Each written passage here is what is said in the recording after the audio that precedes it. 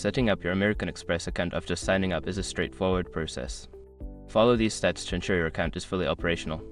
Step 1. Access the American Express website. Visit the official American Express website or open the American Express mobile app.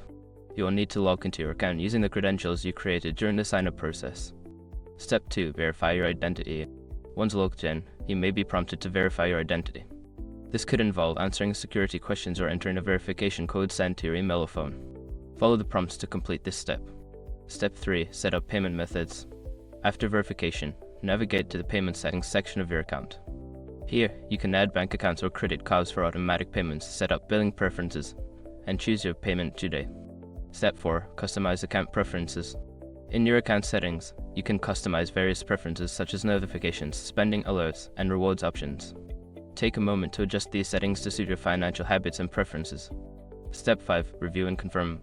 Finally, review all your settings and information to ensure everything is correct. Confirm any changes you made and ensure your account is ready for use. You can also explore additional features like rewards tracking and offers available to you. By following these steps, your American Express account will be fully set up and ready for use. Enjoy the benefits of your new account.